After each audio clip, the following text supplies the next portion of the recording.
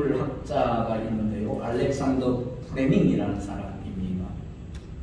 그는 푸른 곰팡이, 이것이 보니까 포도산 규균, 그것을 모두 잡아먹는 그것을 우연히 보게 됐어요.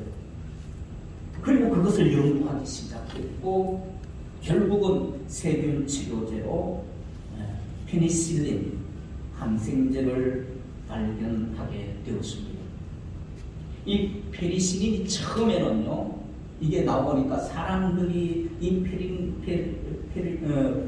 페니실린 주사를 맞는 것을 아주 끔찍하게 싫어했어요. 전쟁터에서는 그렇게 용맹스러웠던 군인들도 페니실린 주사만 먹는다고 하면 벌벌 떨고 피하였습니다. 사람들이 이 페니실린을 무서워하는 데는 그만한 이유가 있었습니다. 그 이유는 페니실린에 대해서 잘 알지 못했기 때문이었습니다. 하지만 시간이 지나면서 어느 때부터인가 이 페니실린이 만병통치약에 가깝다는 그런 소문이 돌기 시작했습니다. 그때부터 벌벌 떨고 피하였던 사람들이 주사를 맞기 위해서 앞다투어서 줄을 서서 이제 주사를 맞겠다는 것입니다. 아무리 아파도 기꺼이 주사를 맞겠다고 찾아왔던 것입니다. 이 페니실린 실제로 세계 제2차 대전 전후로 수많은 생명을 구할 수가 있게 되었습니다. 예수님을 전하는 것도 역시 페니실린과 같습니다. 처음에는 많은 사람들이 예수 복음을 전하게 되면은 거절당합니다. 핍박을 받습니다. 하지만 예수님을 바로 알게 되면은 달라지게 됩니다. 피하지도 않고 오히려 예수님을 찾아오게 됩니다. 그때부터 새 생명이 탄생이 되어지는 것입니다. 예수 그리스도가 길이요, 예수 그리스도가 진리요, 영원한 생명이라는 것을 적극적으로 알려야 할 이유가 바로 여기에 있는 것입니다. 이렇게 예수님을 바로 알아야 한다는 것입니다. 예수님을 모르면은 교회 나오니 많이 그렇게 하는 거예요. 예수님을 모르니까. 예수 그리스도를 모르면은 어린아이같이 날마다 징징거립니다.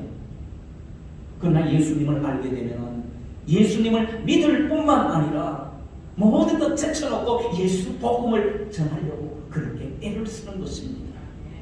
안타까우니까요. 그 생명이 죽어가니까요. 그 생명을 구하기 위해서 애를 쓰는 거예요. 예수님을 알게 되면.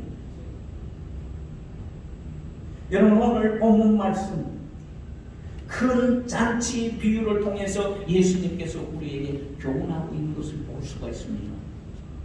이 비유에는 잔치라는 것은 청잔치를 의미합니다. 주인은 하나님을 말씀하고 있습니다. 그리고 종은 하나님께서 보내신 전도자를 가르치고 있습니다. 하나님은 잔치를 준비하고 사람들을 다 초대합니다. 본문 23절 여러분들 한번 보십시오. 다 같이 한번 보십시다. 23절 시작. 그리고 종들에게 길과 산 울타리 가로 나가서 사람을 안건하여 데려다가 내 집을 채우라. 하나님은 우리에게 이렇게 명령하고 계세요.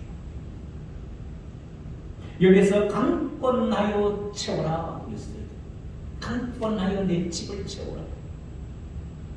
이거 강권하여 채우라는 것은 아람타손 테미스테라고 그렇게 하는데 무슨 뜻이냐면 막 강제로 그냥 코를 끼어가지고 협박을 하고 그렇게 채우라는 것이 아니고 설득하고 억지로 억지로라도 설득하고 간청해서 채우라는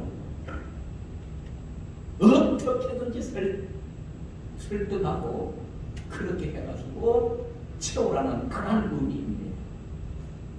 잔치를 준비한 주인은 이렇게 강권해서 사람들을 데려오도록 그렇게 명령하고 계세요. 이것은 우리를 향한 전도 명령입니다. 주님의 지상 명령인 전도에 순종할 수 있는 저와 여러분들이 되어지기를 주님의 이름으로 축원합니다. 그렇다면 억지로라도 내 집을 채우라 하는 주님의 이 명령의 구체적인 의미가 도대체 무엇일까 하는 거예요. 그 첫째는요, 자리를 채우라는 거예요. 여러분들 옆에 한번 돌아보십시오. 빈자리 너무 많잖아요. 이 자리 채우라는 거예요. 채우래. 여러분 22절 말씀을 한번 보실까요? 다 같이 시작. 종이 이르되 주인은 명하신 대로 하였으되 아직도 자리가 있나이다. 아직도 자리 있어요, 없어요? 텅텅 비었네. 아직도 자리가 있나이다. 여기 자리가 있다라는 말은 어떤 의미인가 하면은 purpose esteem이라고 그러는데 구원의 자리라는 거예요. 생명의 자리라는 것이에요. 이 구원의 자리가 텅텅 비어 있어요. 생명의 자리가 비어 있다는 거예요. 그래서 뭐예요? 채우라는 거예요. 어떻게 했어요? 설득을 했어라도 억지로라도 간청을 해가고 자리를 채우라는 거예요. 그게 강권하여 내 집을 채우라는 말씀하는 거죠.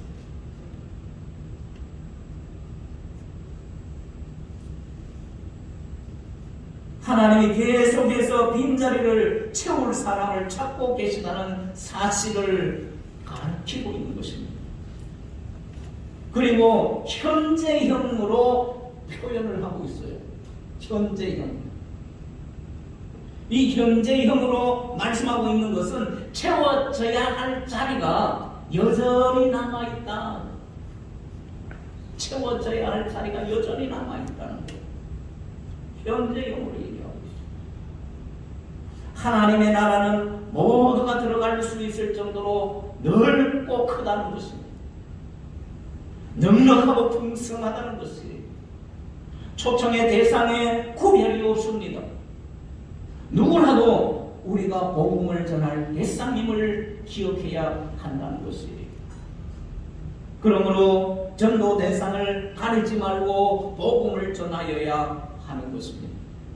구원의 자리가 남아있으니 구원의 문이 닫히기 전에 지금 현재형으로 지금 전도하는 일에 힘을 다할 수 있는 저와 여러분들이 되어지기를 주님의 이름으로 축원합니다. 도난 캠벌이라는 사람이 있어요. 주님, 주 재림을 준비하며 사십니까? 라는 책이 있는데 그 책에 나오는 내용입니다. 한 그리스도인이 있어요. 세상을 떠나셨어요. 돌아가신 것이죠. 그래서 목사님께서 장례식을 집례를 하게 되었습니다. 장례식에 많은 사람들이 참석을 하게 되었어요. 그 중에 고인과 너무너무 가깝게 지냈던 사업가들도 많이 참여하였습니다. 장례식에 특기할 만한 일이 있었는데 고인이 돌아가시기 1년 전에 내 무덤에서 증언이라는 제목으로 작성을 했던 편지가 있는데 내가 죽고 난 이후에 장례식 때 그 편지를 꼭 읽어달라고 하는 부탁이 있었습니다. 아주 특이한 장례식이었죠. 그래서 장례식을 집례하는 목사님께서 편지를 이제 개봉을 해서 읽기 시작합니다. 이렇게 기록이 되어 있어요. 지금은 나의 장례식이 거행되는 시간입니다. 하지만 나는 이 시간을 증거의 시간으로 삼기를 원합니다. 매 그의 친구입니다. 네, 자네도 지금 내 간을 바라보고 있겠지. 친구여, 우리가 함께 골프를 칠 때마다 나는 그대가 복음을 받아들일 것을 얼마나 간절히 운명했는가. 하지만 그대는 그것을 받아들이지 않았네. 조지, 그대는 지금도 예수 그리스도를 거부하려는가? 그분은 그대를 위해서 죽으셨고 지금 그대에게 영생을 주기를 원하고 있다네. 이렇게 읽어나갈 때에 여기까지 읽자 사람들이 다음에는 혹시 자기 이름이 나올지 모른다 라고 생각하면서 두려워하며 술렁술렁거리기 시작했습니다. 사랑하는 성도 여러분, 죽어서 자기 장례식까지 편지로 이렇게 전도를 하고 있는 것을 볼 수 있습니다. 전도는 기다리거나 미루면 결코 안 되는 것입니다. 지금 어떤 상황에 놓여 있든지 간에 그리스도를 거리낌 없이 기꺼이 이야기하며 전할 수 있는 저와 여러분 되시기를 주님의 축복합니다.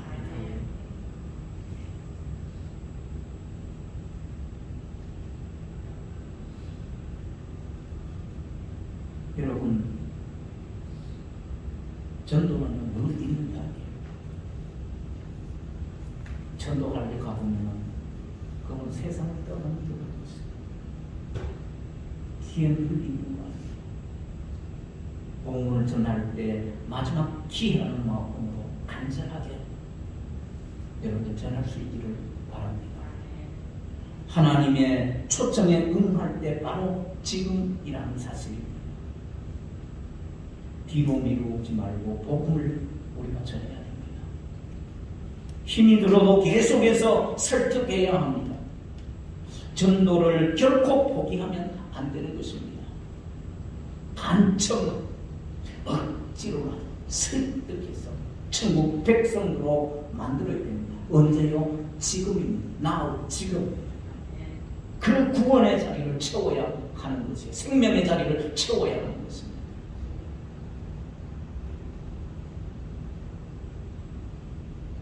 그리고 두 번째는 나아가서 찾라. 나아가서 찾라. 여러분 23절 말씀을 보십시다. 다 같이 보십시다. 시작. 주인이 종에게 이르되 길과 사뭇파리가로 나가서 사람을 강권하여 데려다가 내 집을 채우라. 여기서 보면 나가서라는 말이 나와요. 엑셀데라고 그렇게 하는데 어떤 일을 행하기 위해서 나가는 경우를 얘기합니다. 그냥 나가는 것이 아니라 목적 없이 나가는 것이 아니라 분명한 목적을 가지고 어떤 일을 내가 해야 되겠다고 하는 사실을 가지고 나가는 것이에요. 그리고 여기 길이라는 말이 나오는데 호도스라고 그러는데 성 밖의 공용도로, 성 바깥에. 그리고 산 울타리라고 그랬는데 프라그모스라고 그러는데 둘러막다. 둘러막다. 이게 무슨 뜻인가 하면은 성 밖의 영역을 가리키고 있어요. 성 안이 아니고 성 안의 골목이나 거리가 아니라 성 밖에 멀리 뻗어 있는 도로에 나가는 것을 의미하고 있는 것입니다. 여러분, 성 안에는 치안이 확보되어져 있어요. 그렇지만 성 바깥에는 치안이 확보되지 않습니다. 위험한 지역이에요. 강도를 만날 수도 있어요. 맹수를 만날 수도 있어요. 그러나 오늘 본문 말씀의 주인이 종에게 분명히 말씀합니다. 성 바깥에. 성 바깥에.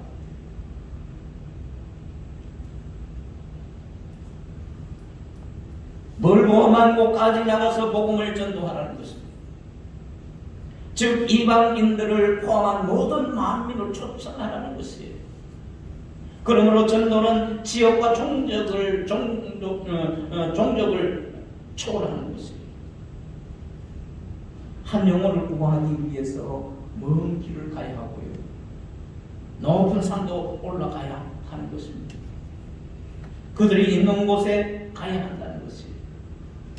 전도 대상자가 있는 곳이 험한 길과 산울타리라도 우리가 한탄하지 말고 나가서 복음을 전해야 한다는 것입니다. 높아서 힘들다고 해서도 위험하다고 해서도 우리는 그것을 넘어서 가야 된다는 것입니다. 그래야만 영혼을 구할 수가 있는 것입니다. 죽어가는 영혼을 찾아 전도하여 내 집을 채우라는 주님의 명령에 순종하는 저와 여러분들 되시기를 바랍니다. 전도자는 하나님이 명하시면 어디든지 나가야 합니다. 입으로만 전도를 노래하지 말고 몸으로 실천하여서 땅끝까지라도 나가서 복음을 전함으로써 천국 잔치 자리를 채울 수 있는 저와 여러분들이 되어야 하는 것입니다. 하워드 스나이더라는 사람이 쓴 책인데요, 교회사를 통해 본 성령의 표적이라는 책입니다. 18세기 개신교 선교 역사에 큰 영향력을 끼쳤던 공동체가 있었는데 그 공동체가 헤론 구트라는 공동체입니다.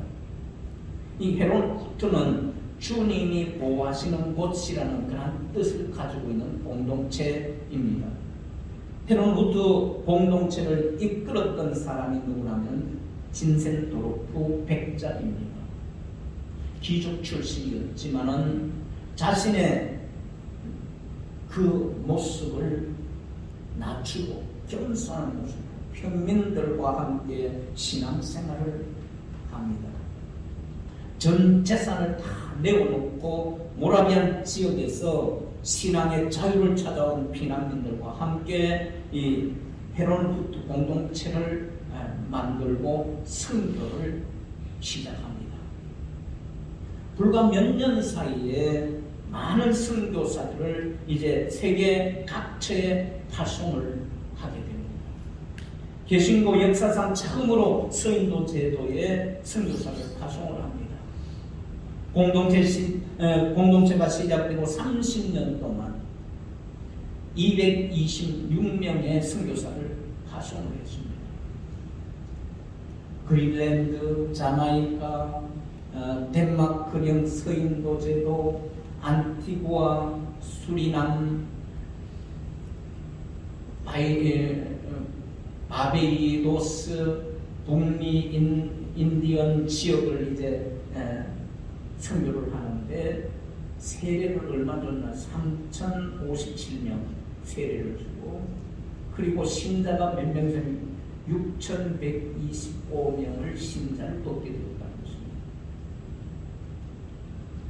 그 당시에 세계로 떠나는 그런 선교사들, 이 공동체에서 떠나는 선교사들은 한국까지만 배를 타고 선교지를 가기 위한 그런 한국까지만 들어가는 비용만 공동체에서 주었어요. 그것을 받고 나머지 배싹은 일을 해서 해결했습니다. 선교 지역에 가서 겨우 먹을 정도만 되어도 선교를 하였던 것입니다. 소렌손이라는 선교사가 있는데요. 이분이 선교사로 나갈 수 있을 때에 이런 질문을 받았어요. 구두 한 켤레만 준비된다면 바로 출발할 수 있다 라고 그렇게 대답합니다. 아무리 험한 곳이라도 즉시 가서 복음을 전할 준비들이 되어 있었던 것이었습니다. 그래서 그들은요 이런 찬송과 같은 그런 삶을 사는 거예요. 부름받아 낯선 이는 어디든지 가오리라. 밥을 골짝 빈들에도 복음 들고 가겠다는 것입니다. 사랑하는 성도 여러분, 우리도 아몰골짝 빈들에도 나가서 복음을 전하고 천국 잔치 자리를 채울 수 있는 저와 여러분들이 되시기를 주님의 이름으로 축원합니다. 저와 여러분들이 이렇게 복음을 받아들이고 오늘날 이렇게 구원의 자리에 앉아 있을 수 있다는 사실은 바로 이런 선교사들이 있었던 미국에서, 캐나다에서, 그리고 호주에서 오신 선교사님, 그분들이 이 땅에 오셔가지고 풍토병에 걸려 죽어가면서, 자식들이 죽어가면서도 사모님이 그 정신질환까지, 정신병에 걸리기까지 하면서도 이 땅에 와서 복음을 전해주는 것을 생명 걸고 온 거예요. 아골골자 빈들이었습니다.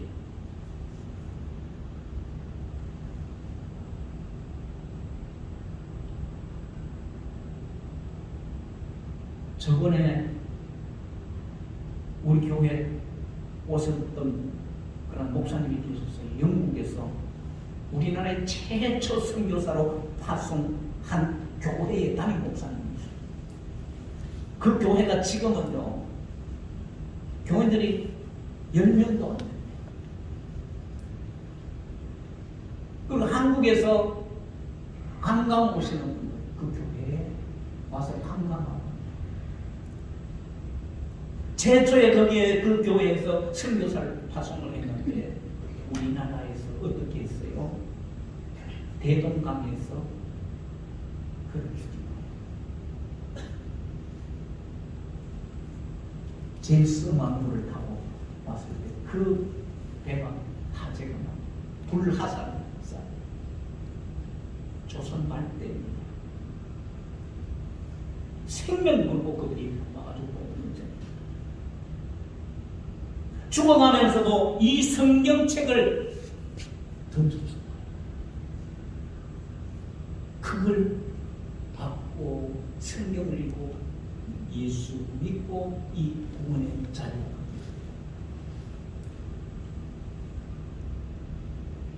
저와 여러분들도 생명 걸고 나가야 돼요.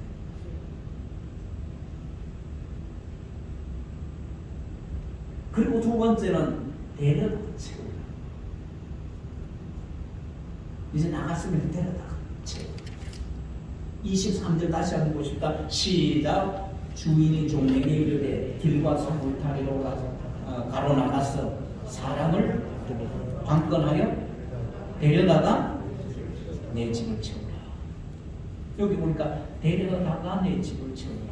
데려다가 에이세메인이라고 그러는데 강제로가 아니라 설득하여 데려다는 의미예요.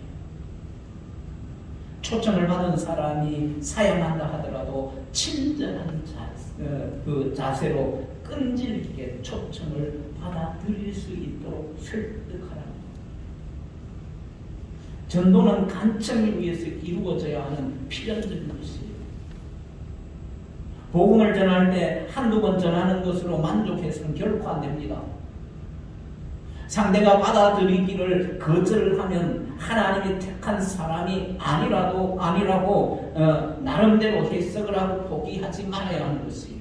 우리가 보통 그런 경우가 많잖아요. 한번 전해가지고 이렇게 보면 저 사람 구원받을 사람이 아니네. 하나님 버린 사람이야. 우리가 결론을 내요. 더 이상 끊어버려요. 그러나 하나님은 당신의 백성을 쉽게 포기하거나 내버려 두시는 분이 아니십니다. 복음을 전하려고 작정한 영혼을 거듭나게 하는 일은 해산의 수고와 같다는 사실을 여러분 기억해야 합니다. 끝없는 진통 끝에 새 생명이 태어나듯이 한 영혼이 구원받으려면 인내와 고통이 뒤따른다는 사실을 기억하시고 영혼 구원을 위해 최선을 다하는 저와 여러분들이 되시기를 주님의 이름으로 축원합니다. 그래서 금년 한 해 여러분들 우리나라하고 전 세계에 지금 사회적인 문제가 뭐예요? 저출산이죠. 여러분 우리 한국 교회의 문제도 영적인 저출산이에요. 그 교회 문제예요. 여러분들 우리 개웅교회 성도 여러분들은 금년 한 해 많이 하지 마십시다. 딱 한 분이 몇 분? 세 분만 하십시오. 네 분도 하지 마시고 세 분만. 한 분이 세 분만. 해산하는 그런 고통이 우리에게 주어진다 하더라도 여러분들 꼭 생명을, 영적인 자녀들을 출산하실 수 있기를 바랍니다.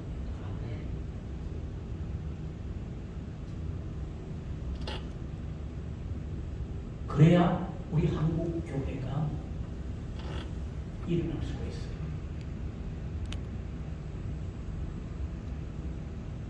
독일 나치가 지배하던 시절이었습니다. 여러분들 히틀러 너무 잘 아시죠? 이 히틀러 같은 경우는 얼마나 악랄한 사람이었는가. 유태인들을 그 가스실에 지금 600만 명이 죽었어요. 유대인들만 죽은 게 아니에요. 장애자들, 집시들, 그리고 종교를 탄압을 하고 히틀러에 의해 가지고 죽은 사람들이 1000만 명입니다.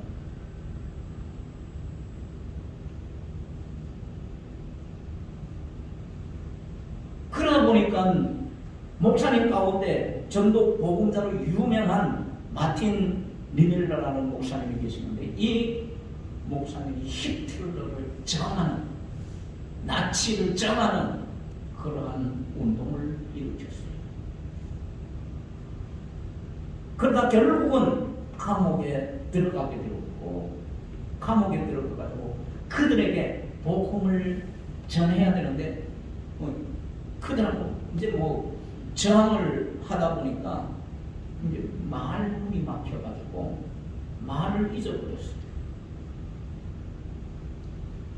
쉽게 자기 스스로 싫어증에 빠진 거죠. 히틀러의 나치들만 용서할 수 없다라고 그렇게 그는 생각하면서 침묵으로 산고에 감옥하였어요. 그러다가 어느 날 꿈을 꿨대요. 꿈을 꿨는데 히틀러가 하나님 심판대 앞에 서게 되는 광경의 꿈을 꾼 거예요. 그래서 하나님이 히틀러에게 이렇게 물었어요. 너 왜 나를 믿지 않느냐? 라고 그렇게 하나님이 물으니까, 그러자 히틀러가 이런 대답을 합니다. 저에게 아무도 복음을 전해준 사람이 없었습니다. 그렇게 있다. 이때 하나님이 히틀러 보고 이런 말을 하는 거예요. 마틴 리밀러 목사를 잡아놓고 몇 시간씩 그와 얘기를 하지 않았느냐. 그때 리밀러가 너에게 나를 전하지 않았더냐. 그렇게 얘기를 합니다. 이 꿈의 광경을 본 이 리밀러는 솟아지게 깨어났다. 꿈에서 깨어났다. 그리고 난 이후에 내가 해야 할 일을 하지 못했다. 정치적인 그런 저항을 한 것이 내 일이 아니고, 히틀러가 나를 비판하고 수많은 사람들의 생명을 앗아갔지만 히틀러도 용서를 받고 구원받아야 할 한 영혼으로 바라보지 못했구나. 그걸 깨달았다. 그래서 그때부터 이 목사님은 전도를 결심하기 시작합니다. 그리고 입을 엽니다. 자기를 감시하고 있던 나치 경비병들에게, 그리고 예수 그리스도의 복음을 간수들에게 설득하며 전하기 시작하였던 것입니다. 그리스도가 구원이라고, 그리스도가 생명이라고. 그 후에 마틴 리밀러를 통해서 나치의 간부들이 복음을 받아들이기 시작했고, 놀라운 기적들이 그 감옥 안에서 일어나기 시작하였습니다. 그리고 그 생명의 자리, 구원의 자리를 그들을 데려다가 채웠습니다. 사랑하는 성도 여러분, 예수 그리스도의 복음으로 어떠한 사람이 되지 여러분들 설득하소서. 억지마다 감정했어. 생명의 자리, 구원의 자리에 채울 수 있기를 주님의 축원합니다. 아직도 빈자리가 많습니다. 복음 전도의 명령을 깨닫고 험한 길과 산울타리가로 나가서 전도하시기를 바랍니다. 억지로라도 하나님의 집을 채우시기를 바랍니다. 부디 구원의 자리를, 생명의 자리를 채워야 합니다. 땅 끝까지 나가서 채워야 합니다. 그리고 사람들을 설득해서 데려다가 하나님의 집을 채우는 복된 우리 개국교회 성도 여러분들 다 되어지기를 주님의 축원합니다. 기도하시겠습니다.